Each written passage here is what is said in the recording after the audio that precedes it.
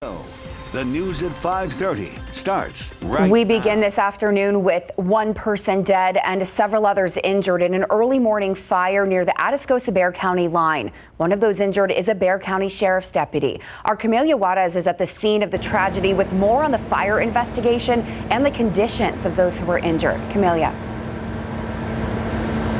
Well, Courtney, we're in the 17900 block of Shepherd Road in Bexar County. Now, we're told that the fire broke out around 9 this morning. The Lytle Fire Department, Bexar County Fire Marshals, and Bexar County deputies were some of the agencies that responded. But I want to give you a look about how that looked about that fire earlier today.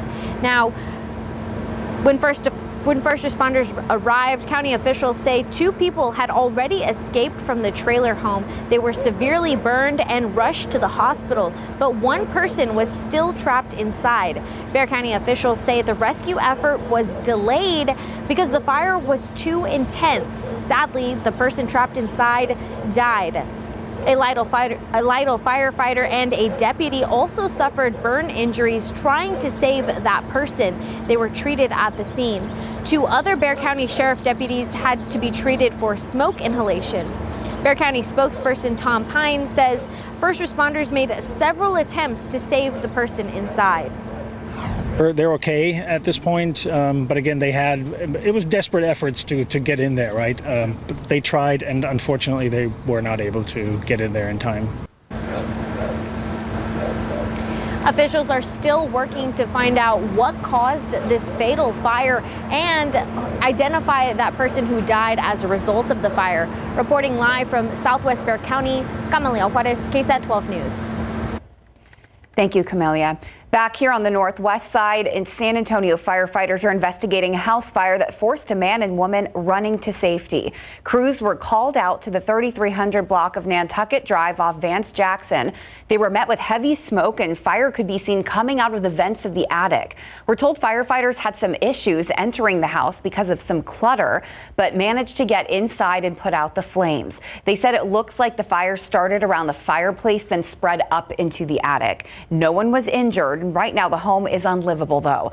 The damage is estimated at around $10,000 to $20,000. And another fire to report this evening, one at a Sonic restaurant on Petrenko Road. Firefighters say the employee was preparing to open up and was turning on the fryers when a small fire sparked. The employee tried to put out the fire by herself, but she wasn't able to and called 911.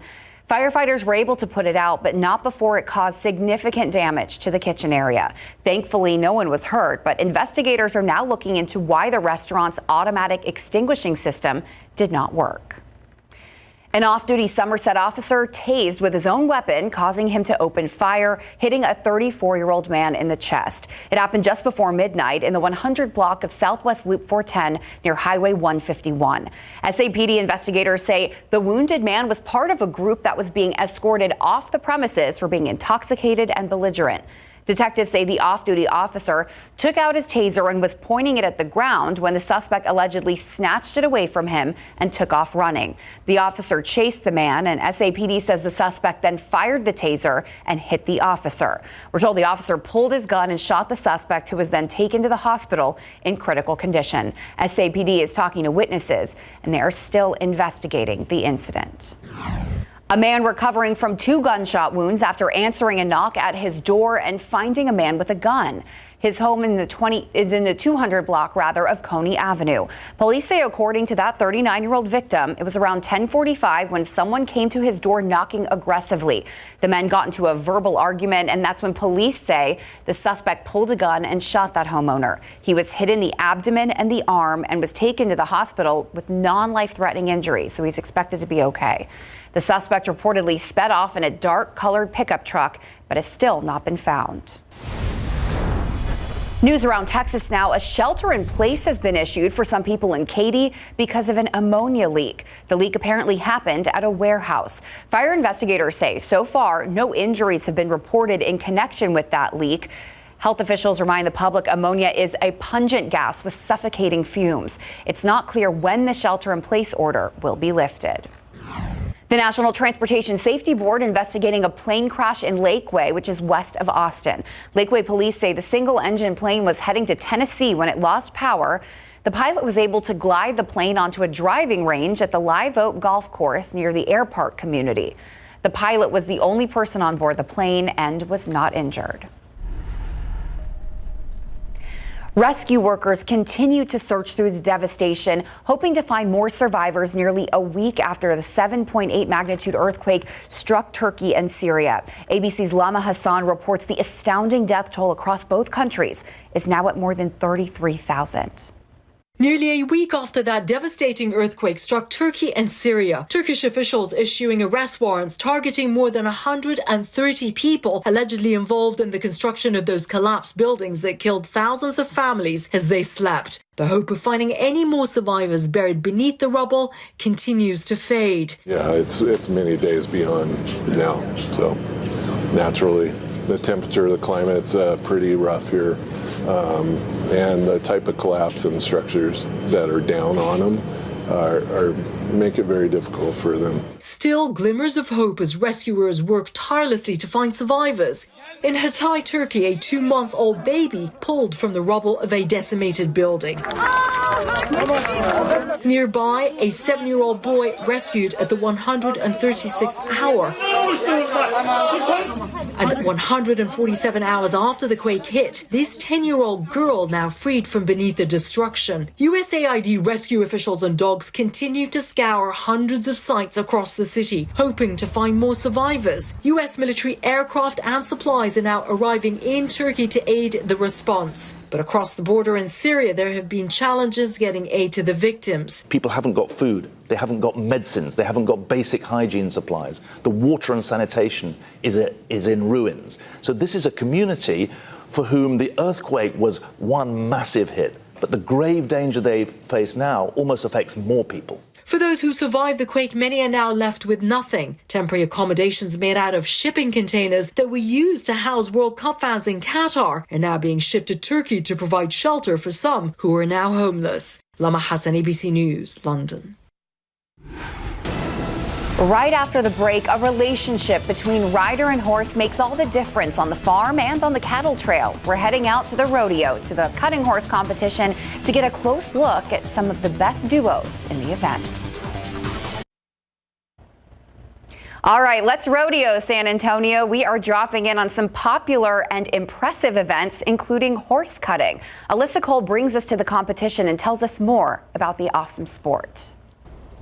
It's here at the Freeman Coliseum Arena where cowboys and cowgirls are showing off their horse cutting skills.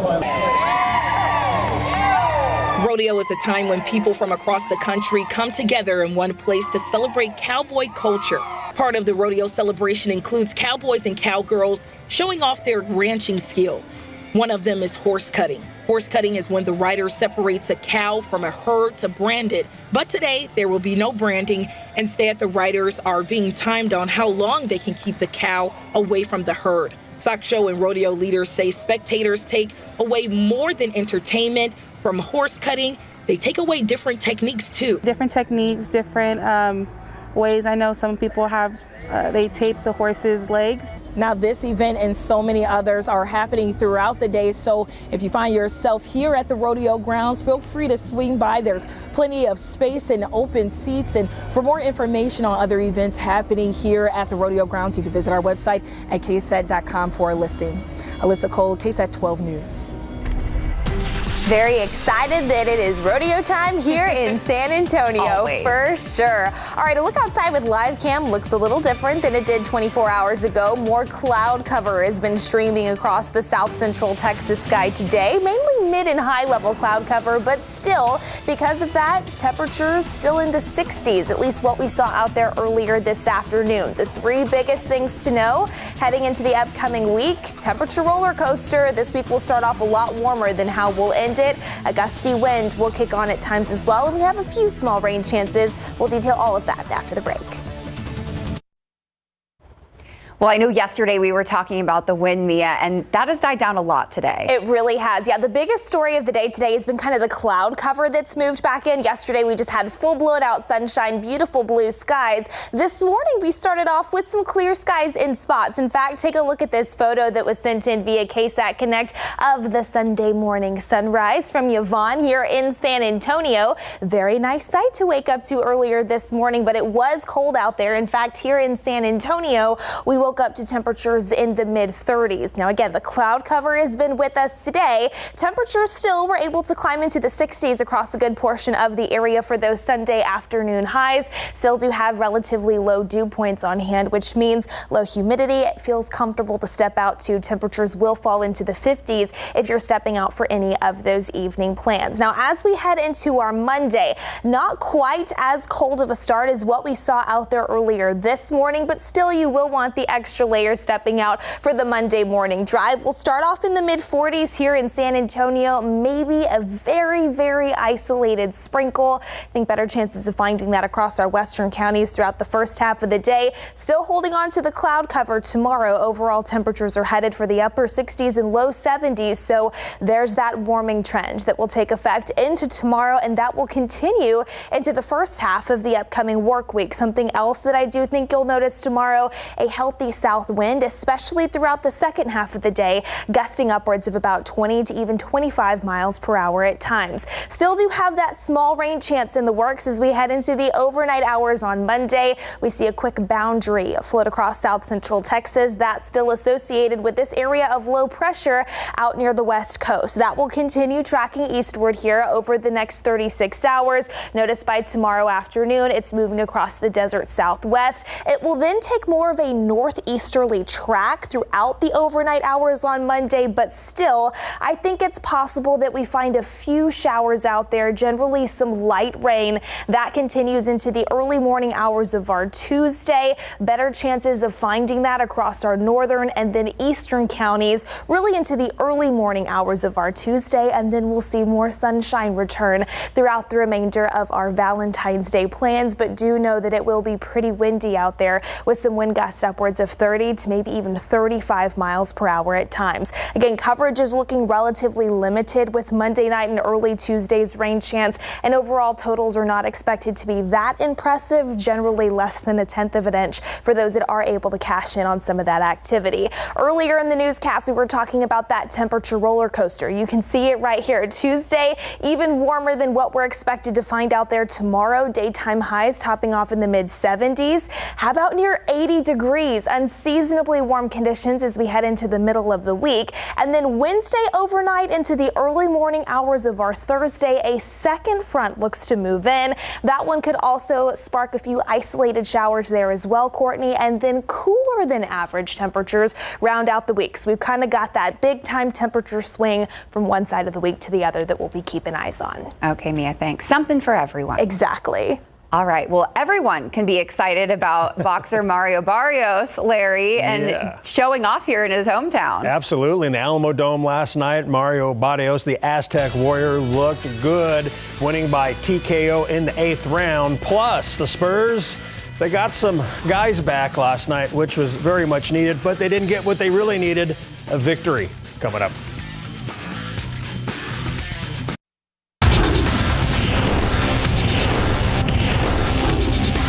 Mario El Azteca Barrios. The Aztec Warrior won in front of his hometown fans last night in Big Board Sports. Pro football coverage, powered by Davis Law Firm. A week ago today, both the Chiefs and Eagles touched down in Arizona to begin their Super Bowl 57 preps in the Grand Canyon State. Monday was opening night, followed by a Mediaville after Mediaville after Mediaville. Now Super Bowl 57 is underway. Both teams finished as the #1 seed of their conference with identical 14-3 regular season records. Kansas City quarterback Patrick Mahomes is seeking his second Super Bowl championship, while Eagles QB Jalen Hurts is after his first. The Eagles started the game as 1.5-point favorites, and here is your score update. Eagles and Chiefs, they have kicked off. The Eagles just scored on the game's opening drive, so they lead 6-0. We'll have highlights and postgame tonight on Instant Replay. Turning to boxing, San Antonio native Mario Barrios added another win to his record last night with an impressive 8th-round TKO against Giovanni Santiago at the Alamo Dome. Both welterweights needed a win because they entered the bout with 2-fight losing streaks. At the midway point of the fight, Barrios seemed to take control by using his jab to set up the right hand. Barrios had big 6th and 7th rounds, and he finally put his opponent away in the 8th thanks to a big left hook to the body. As Santiago got back up, but his trainer decided to stop the fight when he saw his guy had nothing left. Barrios wins, improving to 27-2 with 18 KOs. I feel good. I came here. We handled business, as planned, and I was just excited, to be back in front of my city, to be back in the ring, and just to get another win under my belt. Last night was truly a family affair because his sister Selena was in his corner of the ring for the very first time. The former boxer is now Mario's co-trainer. The Hawks beat the Spurs last night, 125-106 to hand San Antonio its season-high 12th straight loss. They're now also 0-4 on the rodeo road trip. The game was tied 6 times and saw 11 lead changes. The Spurs were paced by Keldon Johnson and his game-high 25 points. He was back in the lineup after sitting out Friday's double overtime loss at Detroit with left ankle soreness. Rookie Jeremy Sohan returned after missing 4 straight games with lower back soreness. He scored 11 of his 18 points in the first quarter and finished with a career-high 9 rebounds. And guard Trey Jones was back in the lineup after missing 4 straight games with left foot soreness, and he scored 8 points. I felt great. It felt great to be, back with my teammates, coaches, playing. It was just exciting for real, so it was good. It was good to, have his energy. Me and him, as y'all know, we feed off each other, so to have him back and see that fire, and we got a lot of guys out, but we coming back and we're gonna piece it together, so we'll be fine. I think that we just on the road trip, it's a long road trip. I think each and every game we just lock in that day and get the job done. The Hawks' largest lead of the game was 23 points in the fourth quarter. They certainly didn't start off the game the way they wanted, and that's because of how well the Spurs played in the first half. I thought the first half they were more aggressive. They were playing with more urgency. They were getting to every loose ball. They were beating us down the floor. And, second half was all about challenging ourselves, that we had to play with more urgency. Get up and defend. And I thought our guys came out with that mindset, did a good job in that third quarter, winning the third quarter, really winning the second half with 64 points. And in his first game against his former team, DeJounte Murray scored 18 points. DJ gave Coach Pop a huge hug and tweeted that Pop is his OG for life, 100. Don't ever get it twisted. Love you, old man. The Spurs will now continue the rodeo road trip tomorrow night at 6 at the Cleveland Cavaliers. Forward Stanley Johnson will not be with the team because the Spurs waived him today. In girls hoops, St. Mary's Hall is still riding high after celebrating the program's first district title. The Barons clinched the TAP's 5A District 4 championship on Thursday night with an emphatic victory against Victoria St. Joseph. 4 years ago, Julia Garcia was part of a Barons team that finished 1-11 and 0-4 in district play. Now, as a senior, she's a central figure for the 12-2 district champions. My freshman year, we barely even made the playoffs, and we had losing seasons, and we would get blown out. And now we're blowing teams out and just playing good basketball, and it's everything to me. It's just a special group, and I knew they were going to make history. I knew it from the minute they had the first open gyms. I mean, they just deserve it. I just love my kids. This marks the first 20-win season in program history. So you're getting ready for your 7th season. Can you believe that, man? Yeah, it's crazy. I feel like yesterday I was just committed, to UTSA, and it was a long journey. Tonight on Instant Replay, we're bringing you part 2 of our one-on-one interview with UTSA QB Frank Harris, and we'll have all these Super Bowl highlights, post-game coverage, the San Antonio Brahmas head coach Hines Ward, and more. Instant Replay starts at 11 tonight, right after the Night Beat. You got a lot to cover. We tonight. do have a lot to cover. Super Bowl Sunday show is always fun. It really is. And it'll hopefully be over so everyone can watch us after. Exactly. Right. Thanks, Larry. And we'll be right back.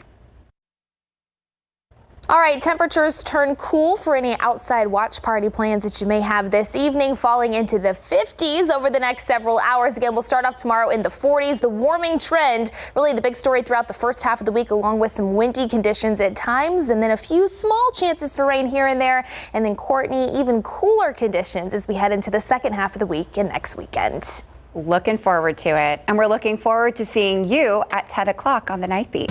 Have a great evening.